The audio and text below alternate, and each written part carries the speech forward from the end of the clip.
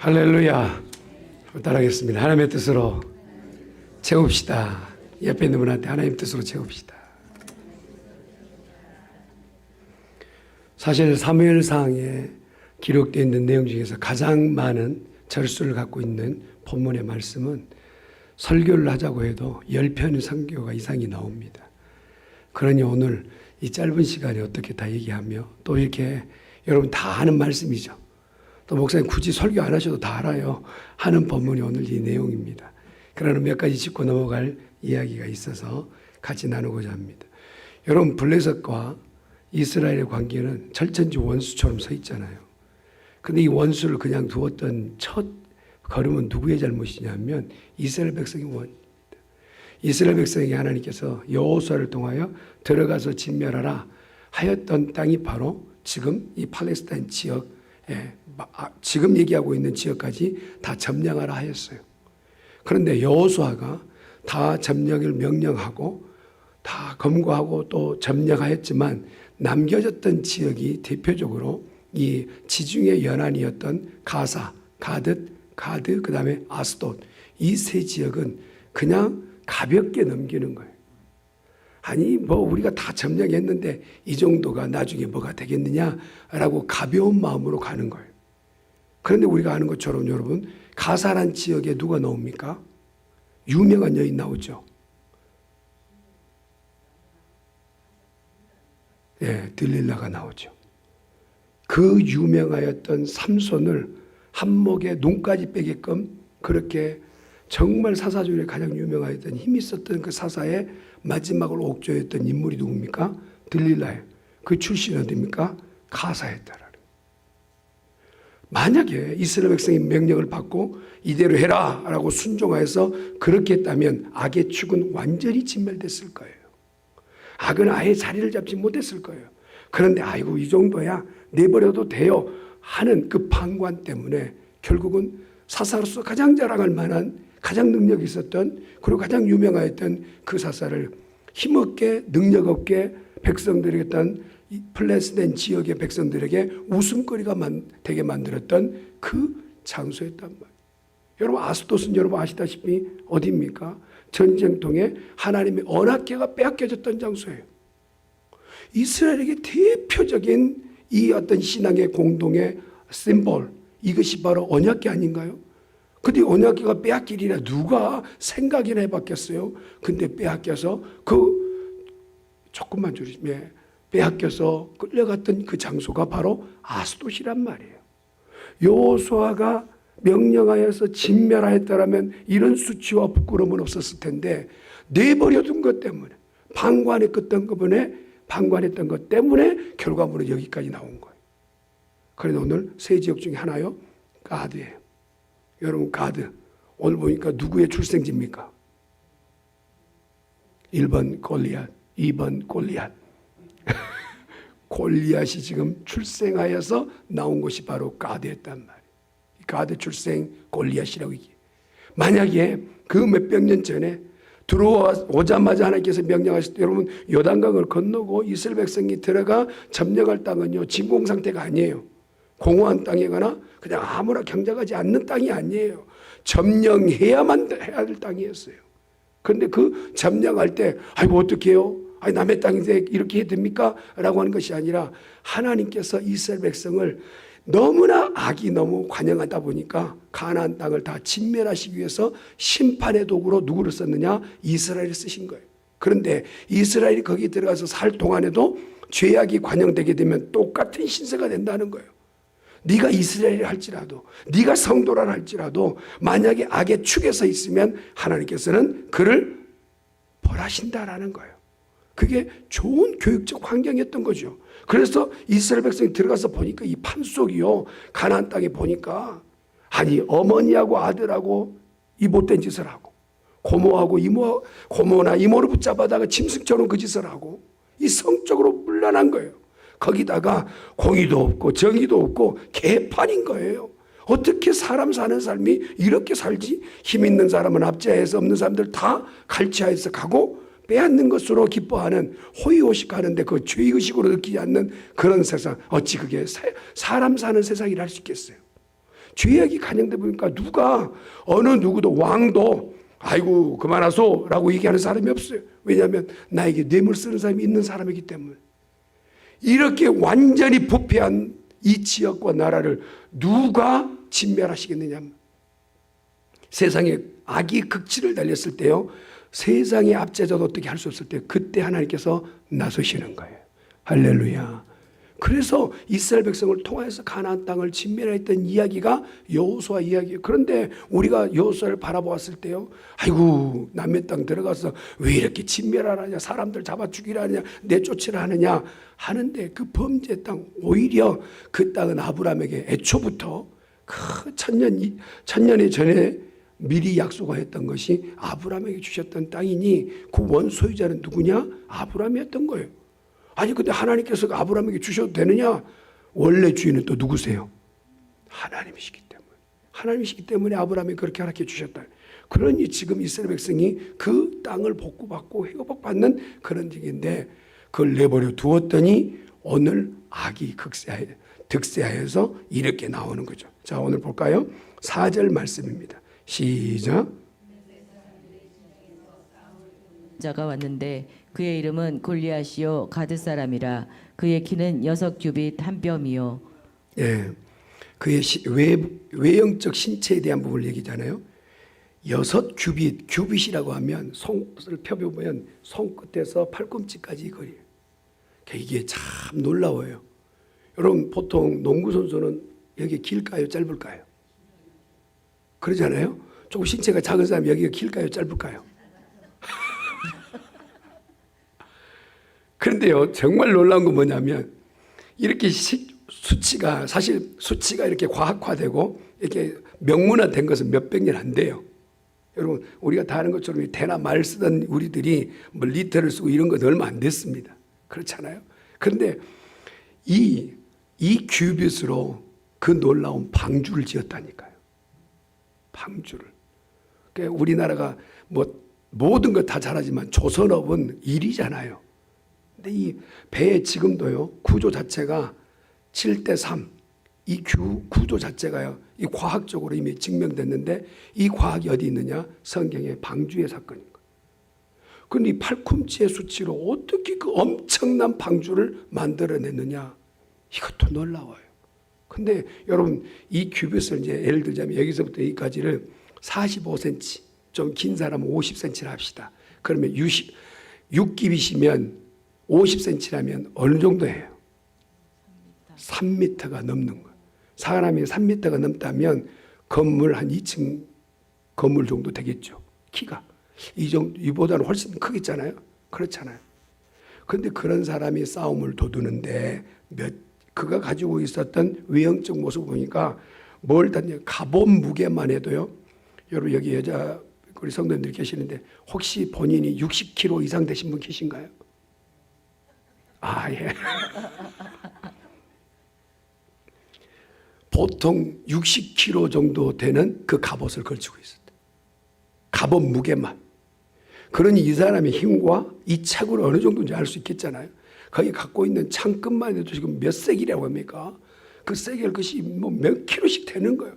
그러니까 이게 너무 뜨악해가지고 이스라엘 백성은요, 아예 싸울 엄두가 나지 않은 거예요. 그런데 놀라운 것은 여러분 며칠 동안 그 일을 했다고 얘기합니까? 16절 말씀 보세요. 시작. 그 블레셋 사람이 40일을 조석으로 나와서 몸을 나타내었더라. 40은 우리가 보았을 때 그냥 의미가 아니에요. 40은 하나님이 끝내는 숫자예요. 끝내는 숫자. 금식도 40 끝내는 거예요. 저주를 끝을 내고. 여러분 이스라엘 백성의 사울도 40년, 그리고 사울 다음에 누구죠? 다윗도 40년, 솔로몬도 40년. 치정의 기간이 그래요. 예수님도 금식을 며칠간 하셨죠? 40. 하나님께서 40이라는 숫자는 나 이제 끝내련다 라는 의미예요.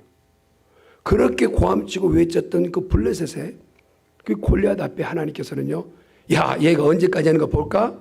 했더니 오늘이 40일이었던 거예요. 그리고 하나님께서는 이제 됐다. 얘는 오늘 제삿날이다 하는 날이 40. 그날의 모든 일은 40이 극치가 달린 거예요.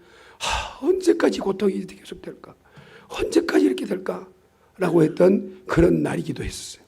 근데 다윗이 오늘 이 전쟁 때 자기가 나가고 싶어서 나갔나요? 어떻게 보세요?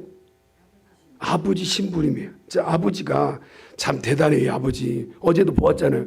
8아들 중에서 다윗은 몇째 아들인가요? 막내 아들이에요. 근데 가장 위험한 일이 무슨 일이었다고요? 양치는 일이에요. 여러분, 양치는 일은 그냥 밖에 나가서 노는 일이 아니에요. 노는 일이 아니라 맹수들을 대해야 돼요. 양 한두 마리가 아니라 양이 뭐 적어도 한 100마리 이상 됐지 않겠어요? 그 양들을 지킨다는 것은요, 늘 이리 때와 늘 곰과 늘 다윗이 얘기하죠. 곰과 사자가 득실됐다고 얘기해요. 아니 그런 장소에 여러분들의 자녀 가운데서 막내 아들 어때요? 미쁘잖아요. 그래서 항상 엄마가 옆에 두고 무 어떻게 쓸까 뭘 어떻게 쓸까 엄마 곁에 돌잖아요. 근데 이 아버지 대단한 아버지예요. 엘리압부터 시작해서 아들들이 건장한 아들들이 있는데 어디다 내보낸 거예요? 양치는데 이 8번째 아들 나중에는 사무엘이 왔는데도 아들이 더 있느냐 없느냐 물어봐서 아들이 있긴 합니다. 이렇게 나오는 거예요. 이거 참. 근데 여러분 이게 아버지의 입장만이 아니에요. 오늘 보니까 큰형 엘리압은 또 어떻게 얘기합니까? 28절 말씀 보세요. 28절 시작. 큰형 엘리압이 다윗이 사람들에게 하는 말을 들은지라 그가 다윗에게 노를 바라여 이르되 내가 어찌하여 이리로 내려왔느냐 들에 있는 양들은 누구에게 맡겼느냐 나는 내 교만과 내 마음의 완악함을 아노니 내가 전쟁을 구경하러 왔도다. 세상에 정말 여러분 세상 사람들 말에 시험 들지 말기를 바랍니다. 세상 사람이 어떻게 말해도 내가 그것이 아니라면 여러분 그것에 반응할 필요가 없어요. 세상 사람의 말에 이리저리 휘둘리기 시작하면요 아무것도 못해요.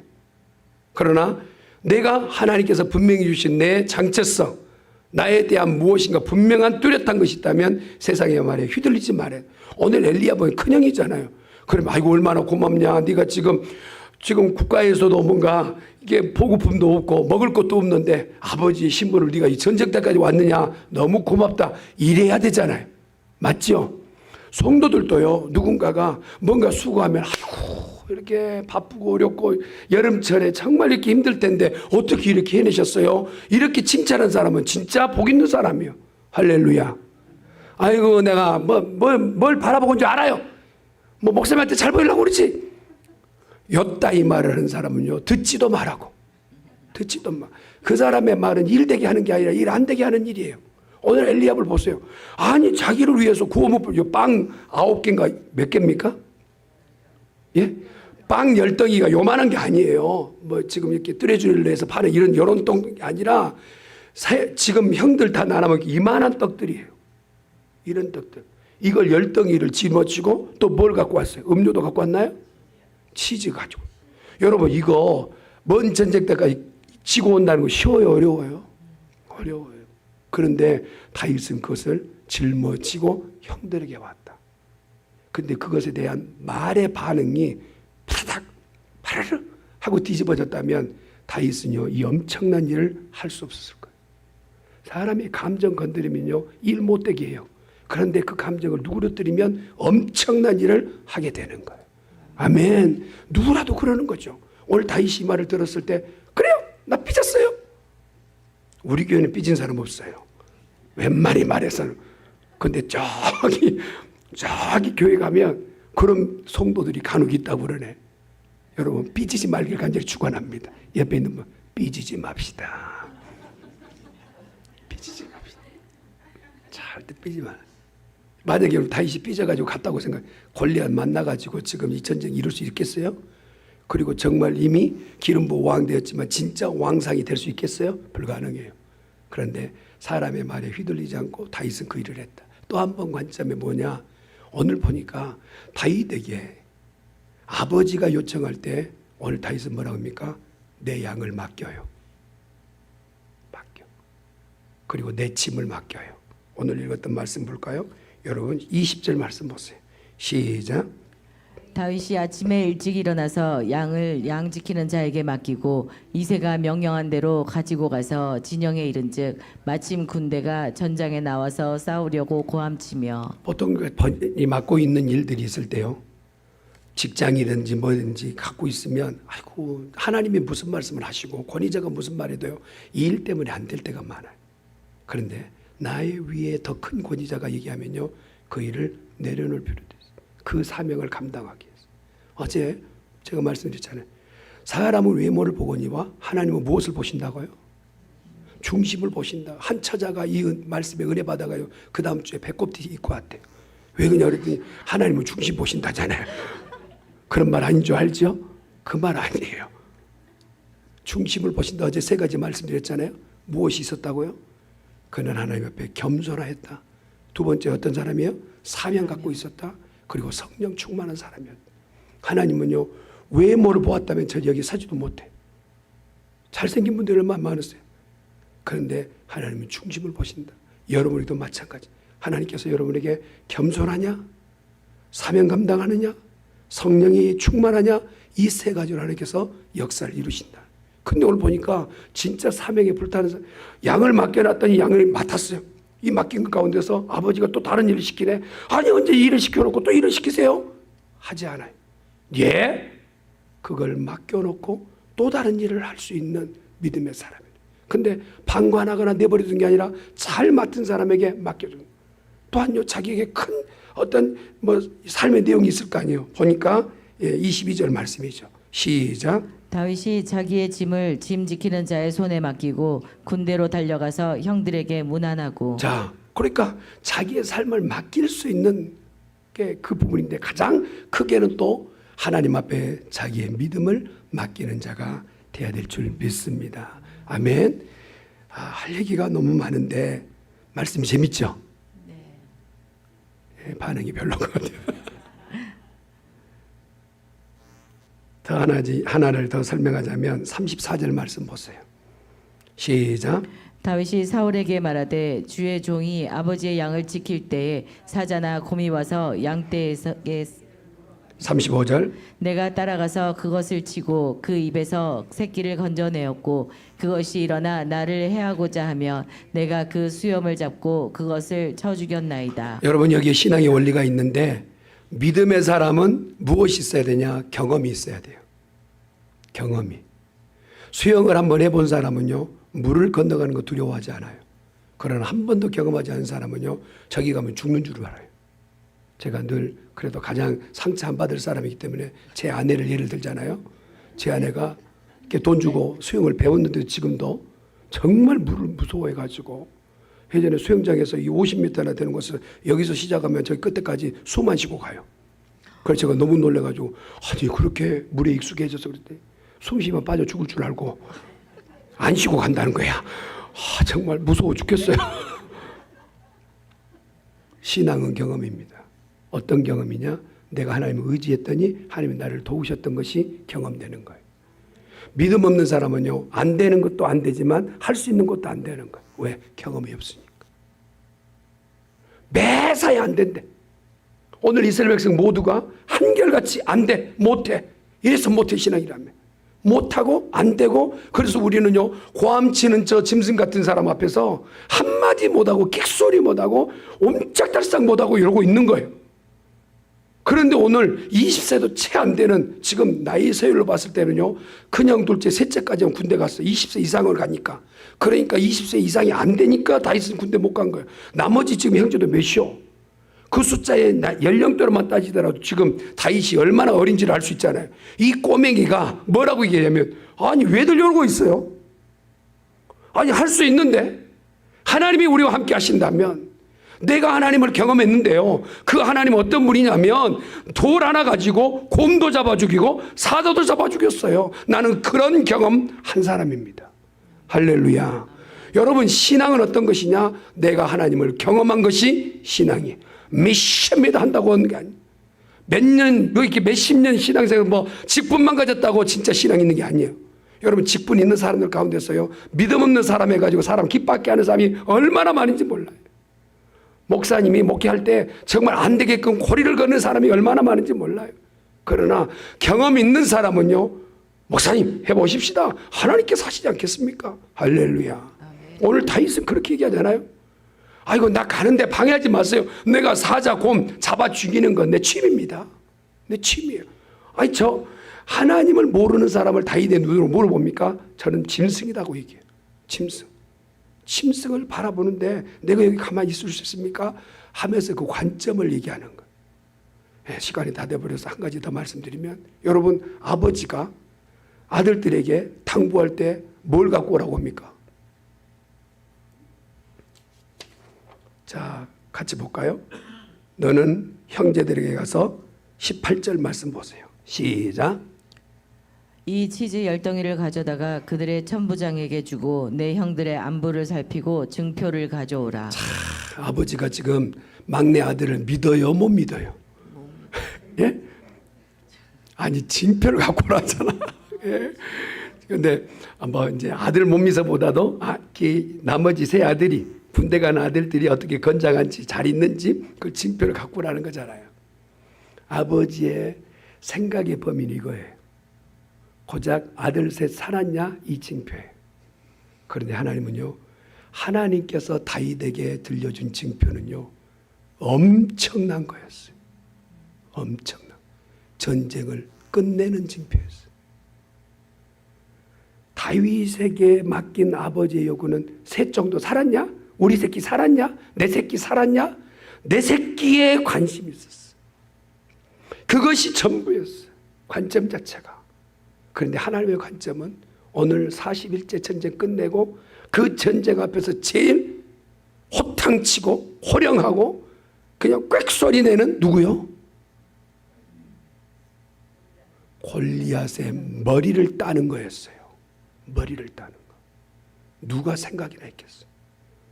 누가 이걸 꿈이나 꿨겠어요? 소년 다윗에게 통하여서 이 골리앗이 목이 따지고 그의 그렇게 자랑거렸던 칼을 다윗이 들고 올 줄 누가 알았냔 말이에요. 하나님의 징표는 우리의 생각을 뒤엎습니다. 할렐루야. 사랑하는 성도 여러분, 우리가 믿음으로 살 때 하나님 앞에 주여 이것저것 기도할 때요, 의심 말고 기도하면 하나님께서 놀라운 역사를 우리 삶 가운데 달아주실 줄 믿습니다. 다윗의 이야기를 너무 잘 알아요. 혹시 여기 제가 설교하기 전에 다윗 얘기 한 번도 안 들어보고 오늘 처음 들으신 분이 있나요? 그런 분 한번 발 들어보시길 바랍니다. 없어요. 근데 문제는 뭐냐? 그 이야기가 나의 삶에 있느냐는 거예요.